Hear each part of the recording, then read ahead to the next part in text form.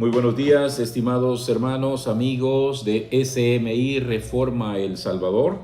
Es un motivo de mucha bendición el poder nuevamente enlazarnos para poder compartir esta mañana un mensaje bendito de reflexión para nuestra vida espiritual. Así es que bienvenidos todos sean a este programa. Deseamos que la bendición del Señor siempre nos acompañe. Los invito, mis hermanos, a poder hacer una oración antes de iniciar nuestro programa. Por favor, oren con nosotros. Eterno y bendito Padre que estás en el cielo, glorificado sea tu nombre. En esta hermosa mañana queremos agradecerte por el don de la vida, por la oportunidad que nos das de compartir con los hermanos y de meditar en tu preciosa palabra. Deseamos que la reflexión de este día pueda llenar nuestros corazones y fortalecer nuestra fe para perseverar a pesar de las dificultades, a pesar de los problemas que podamos enfrentar, que también nosotros podamos tener la confianza de depender de ti a través de la fe. Amado Jesús, danos tu bendición, danos tu gracia. Lo pedimos sin merecerlo, confiando plenamente en el nombre glorioso de Cristo Jesús. Amén. Muy bien, mis estimados hermanos, hoy es 11 de noviembre.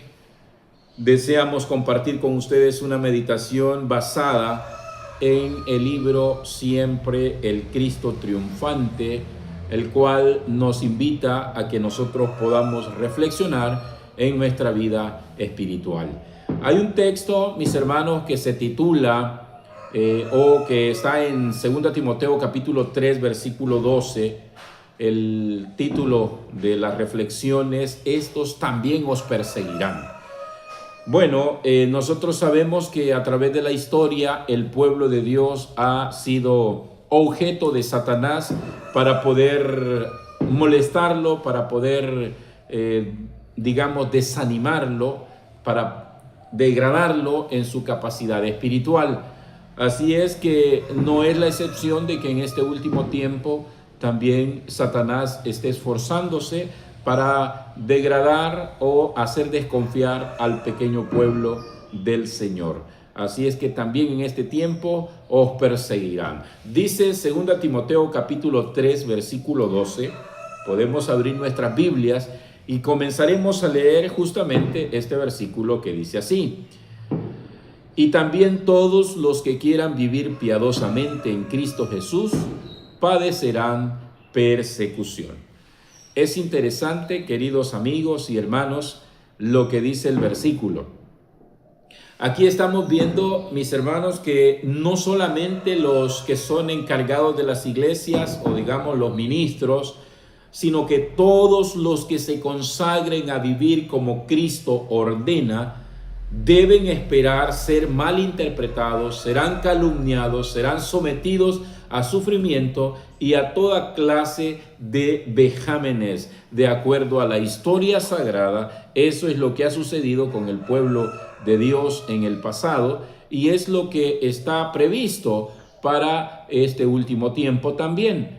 Los que quieran vivir píamente, la palabra pío, pues fiel, la palabra pío significa sometido completamente a Dios, obediente. Entonces, tales personas que quieran consagrarse, que quieran entrar en una esfera de buena consagración con Dios, serán malinterpretados, dice el consejo inspirado, y por lo tanto serán tratados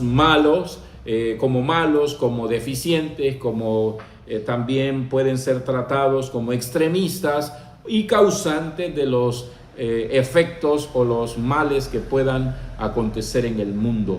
Eso lo dice claramente nuestro escrito inspirado. Ahora hay algo muy interesante, mis hermanos, que también quiero compartirlo. En el libro de San Juan 15, 18 dice: si el mundo os aborrece, sabed que a mí me ha aborrecido antes que a vosotros. Si fuerais del mundo, el mundo amaría lo suyo, pero porque no sois del mundo, antes yo os elegí del mundo, por eso el mundo os aborrece.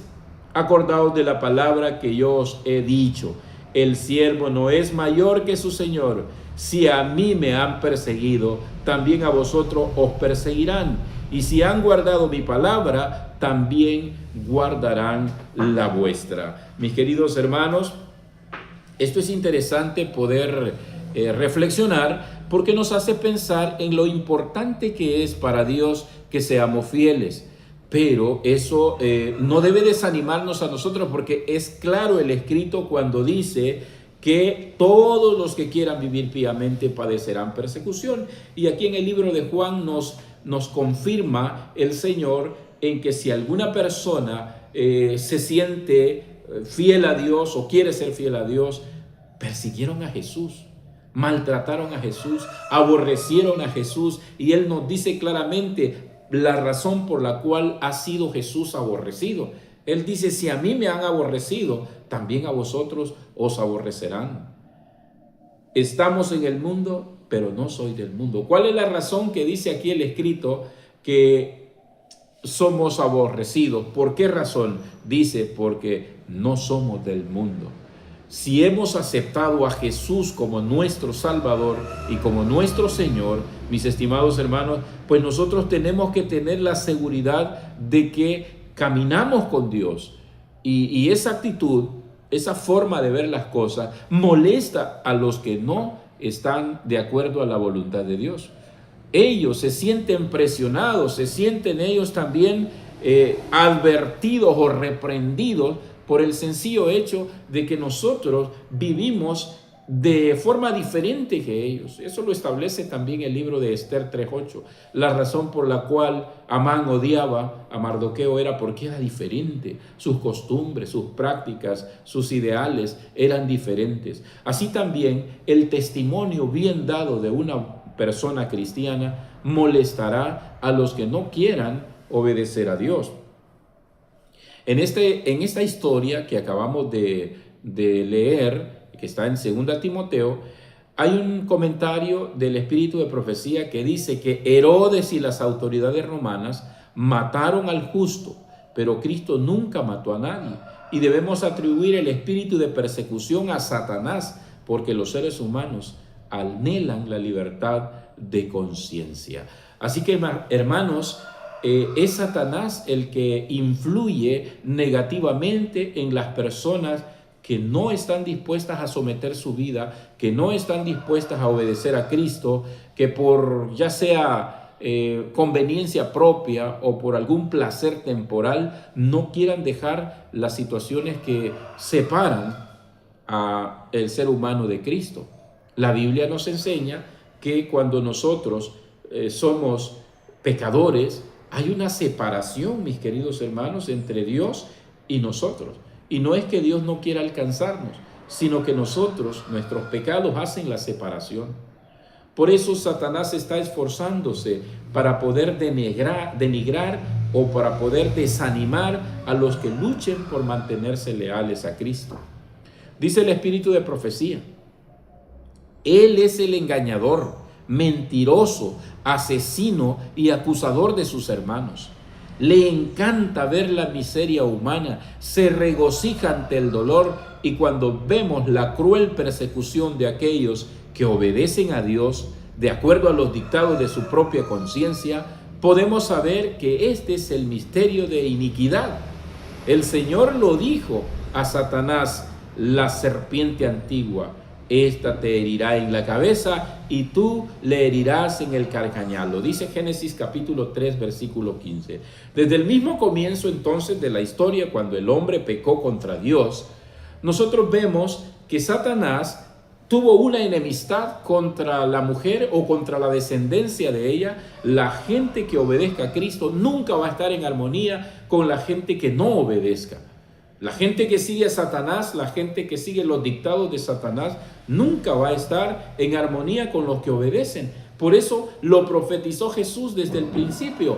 Enemistad pondré entre ti y la mujer, entre tu simiente y la simiente suya. Y cuando dice, esta te herirá en la cabeza, claro, Jesús con su muerte, con su crucifixión, hirió la cabeza de Satanás al resucitar. Pero El pueblo de Dios o los fieles de Dios no iban a salir libres sin ningún rasguño. El versículo dice claramente que Él logrará herir el carcañar de los fieles. También lo hizo con Jesús al morir, hermanos. Esa era una situación terrible para Jesús, porque Él tuvo que morir. Entonces esa fue la mordida o la herida del carcañar que Satanás aplicó a Jesús. Y a toda su simiente, a los que siguen al Señor, también es aplicable la forma que Satanás utiliza para destruir, para desanimar, a través de la persecución, a través de la aniquilación de los derechos o de las formas más básicas de poder subsistir aquí en la tierra. Satanás lucha por restringir al fiel, a someterlo, a que se desespere. Eso es lo que quiere lograr Satanás, mis queridos hermanos, en todos los fieles. Pero Jesús ya nos advirtió y Él nos dice claramente que si nosotros queremos vivir fieles, piadosos, tenemos que enfrentar las persecuciones. Dice el escrito: Cristo de un modo especial hirió la cabeza de la serpiente, pero la profecía es de largo alcance. Es una manifestación de un conflicto inagotable en esta tierra entre Cristo y sus seguidores, Satanás y sus ángeles y los agentes humanos, hasta el fin del tiempo. Así que, queridos hermanos, Satanás no es que a pesar de haber sido derrotado por el Señor en la cruz del Calvario mediante la resurrección, no es que Satanás se quedó contento. Satanás no dijo: bueno, ya me derrotó Jesús, entonces yo me siento aquí, ya soy vencido. No, mis hermanos, Satanás está doblando sus esfuerzos para desanimar y destruir a los fieles. Por eso Jesús nos advierte y nos dice que hay un conflicto interminable. Este conflicto se va a terminar hasta que Cristo aparezca en las nubes del cielo y le dé justamente el golpe final a Satanás y lo destruya completamente. Entonces la humanidad será libre de la influencia maléfica de Satanás. Pero mientras eso no suceda, mis queridos hermanos, habrá conflicto. Habrá conflicto entre el bien y el mal. Habrá conflicto entre el justo y el injusto. Habrá conflicto entre el que quiere hacer lo bueno y el que no quiere hacer lo bueno. Entre el que quiere obedecer a Dios y el que no quiere obedecer a Dios. Siempre va a haber ese conflicto. Y ese conflicto, dice el Espíritu de Profecía, se inició allá con el Hijo de Dios, cuando Él fue afligido, despreciado, rechazado entre los hombres, un varón de dolores y experimentado en quebrantos. Cuando vino Jesús a la tierra, tuvo que enfrentar ese tipo de conflicto, una guerra terrible.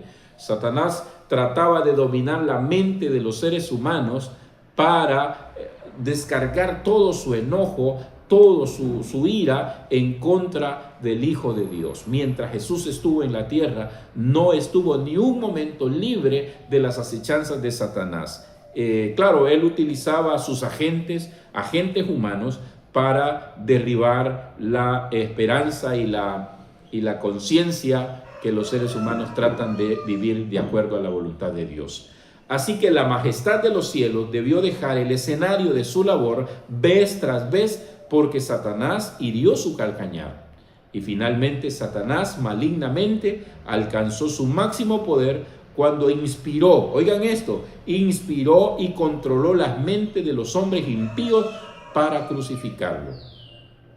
El éxito más grande que tuvo Satanás en la tierra es lograr que la gente pidiera la crucifixión de Cristo, y fue crucificado Jesús. Ese fue su máximo nivel, su máximo esplendor que Satanás tuvo en esta tierra. De lo contrario, o aparte de eso, Jesús fue ganando victoria tras victoria, derrotando a Satanás en cada evento, derrotando a Satanás en cada acción. Y eso también, queridos hermanos, nosotros podemos hacerlo.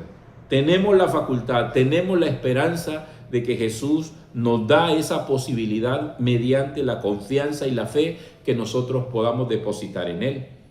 Así que Satanás logró una pequeña victoria, sí, la logró, pero no ganó la guerra. Jesús ha ganado la guerra. Jesús ha derrotado a Satanás y Él nos presenta a nosotros también como posible victorioso, siempre y cuando estemos decididos a vivir fielmente ante Dios y a poner nuestra vida de parte del Señor Jesucristo. Dice más este escrito, hablando de Satanás: él ha perseguido a los hijos de Dios, causándoles desastres y muertes. En las profecías de Isaías, de Daniel y Juan se anuncian estas luchas y contiendas por los que el pueblo de Dios ha de pasar, y también el supuesto triunfo de Satanás. Cuando Satanás logra vencer o logra derribar, causar la muerte, eso dice aquí, miren, cuando él causa desastres, cuando él causa muerte, cuando él causa desánimo en las almas del Señor, aparentemente él gana la victoria. Pero el escrito nos dice que hay una enemistad natural entre Satanás y los que quieren ser fieles a Dios. Y si los que desean ser fieles a Dios se someten directamente al Señor Jesucristo, la victoria está completamente prometida para los fieles. Dice este escrito, siempre en el Cristo triunfante: la enemistad de Satanás ha de continuar feroz y decididamente en contra de los seguidores de Jesús. El mal, donde quiera exista, rechazando la luz y la verdad y apartándose del Dios viviente, siempre se ha de unir en contra del justo y del obediente. Escuche esto, qué impresionante, mis hermanos. Lo dice claramente las Sagradas Escrituras. Los escritos inspirados nos están advirtiendo: Satanás no se queda quieto. Satanás no va a dar por perdida un alma que luche para alcanzar el beneplácito o la aprobación de Jesús. No va a estar tranquilo Satanás, sino que dice que este mal va a ser continuo. Satanás está luchando ferozmente, dice, como una fiera. Por eso lo compara el Señor Jesús como un león rugiente, hermanos, que no da perdida una presa. Así que Satanás buscará la forma de desanimar, de matar, de destruir. Pero todos los que quieran vivir piamente, como hemos dicho, alcanzarán la victoria. Miren lo que dice este escrito: los ángeles caídos y los seres humanos caídos se han de unir para formar una desesperada compañía.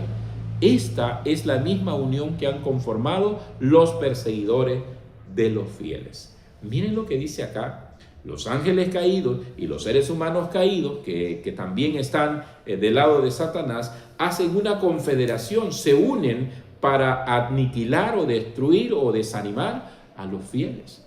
Esa unión siempre ha existido a través de la historia.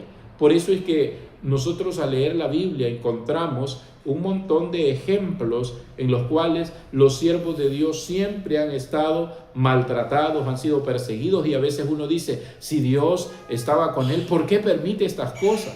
Bueno, hace poco en unas líneas que leí hace un momento, decía que Satanás tiene la posibilidad también incluso de matar, de matar a los fieles, si Dios se lo permite.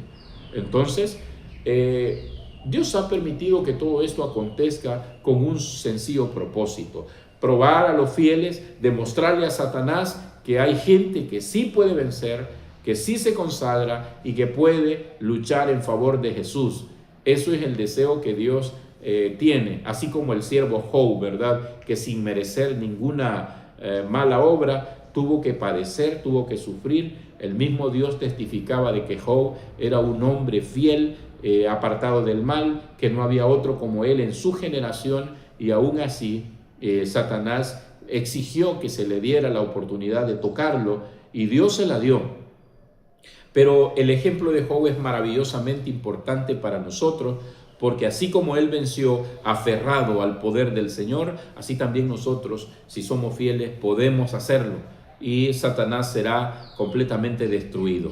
Dice este otro parrafito: Satanás ha calculado que si puede inducir a los hombres y a las mujeres del mismo modo como engañó a los ángeles en el conflicto, los tendrá como aliados en cada empresa que él haga contra el cielo. Note usted qué interesante párrafo. No permitamos, queridos hermanos, no nos dejemos arrastrar por las influencias de Satanás y no permitamos también ser parte del complot en contra de Cristo.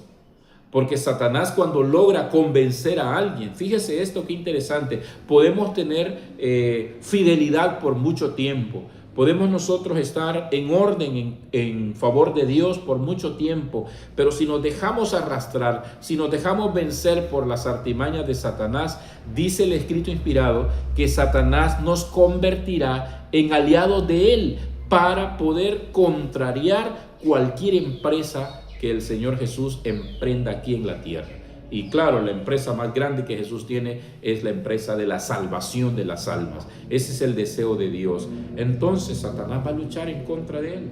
Y lamentable sería, mis queridos hermanos, que nosotros, después de pelear algunas batallas en favor de Cristo, vengamos a ser instrumentos de Satanás, vengamos a ser aliados de Satanás. Qué serio sería eso, qué lamentable sería eso. Contrario es la oportunidad que Dios nos da de que si una vez nosotros defendemos el territorio de Satanás, al ser convencidos por la verdad, nosotros después vengamos a formar parte de la iglesia remanente del Señor, de la iglesia que lucha, que mantiene en alto los principios de la verdad y que levanta la bandera de Cristo crucificado. Mis hermanos, eso sería un cambio maravilloso. Pero estar del lado de Cristo primero y después convertirse en aliado de Satanás es una tragedia demasiado grande, mis queridos hermanos, y yo no quisiera experimentarla. Así que roguemos al Señor para que nos dé esa valentía y ese poder para vencer. Solamente confiando en el Señor podemos hacerlo. Miren este último párrafo que tengo para ustedes en esta mañana. La verdad no presenta ideas que estén mezcladas con las tradiciones y las fábulas. Y la religión de Jesucristo presenta la verdad pura y sin contaminación. Se requerirá investigación y los que buscan honestamente la verdad la encontrarán. La verdadera religión no despierta la mente y los sentimientos, sino que apela al intelecto y al corazón. Constantemente se está desarrollando y elevándose más y más hacia el cielo. Amén. Qué bonito, mis queridos hermanos, es este párrafo. En esto podemos tener nosotros una medida de nuestras capacidades, de nuestras reales condiciones. A mí me preocupa realmente lo que dice acá, que una mente que esté dominada por Dios, una mente que esté del lado del Señor, siempre va a estar en constante investigación, buscando la verdad y la encontrará. Y su práctica va a estar unida al conocimiento que nosotros podamos adquirir. Cuando nosotros solamente buscamos conocimiento, pero no practicamos la verdad, mis queridos hermanos, esto es peligroso, porque Satanás lo puede usar en su favor. Gente que conoce la verdad y no la practica, se convierte en un instrumento también de Satanás para mal. Así que, queridos hermanos, nosotros debemos luchar para que la verdadera religión, como dice Santiago, sea práctica en nuestra vida. La verdadera religión es práctica. El verdadero cristianismo es practicar lo que conocemos. Y eso es maravillosamente importante. Así que, mis queridos hermanos, la última parte dice que si nosotros tenemos la verdadera religión, no usaremos solo sentimientos. No nos basaremos nosotros ni tomaremos decisiones basadas en sentimientos, sino que en el intelecto, en usar la razón. Vamos a actuar de acuerdo a un razonamiento adecuado conforme a la voluntad de Dios y no conforme a mi deseo, mi sentimiento. Así que, queridos hermanos, que el Señor nos ayude, que el Señor nos permita mejorar y que el Señor, a través de esta meditación, nos dé la oportunidad de depender más de Él, porque la confianza que podamos depositar en Él jugará un papel muy importante a la hora de decidir para vida eterna o para muerte eterna. Mis hermanos, Dios los bendiga, es mi mejor deseo en esta mañana. Amén. Oremos antes de terminar esta meditación.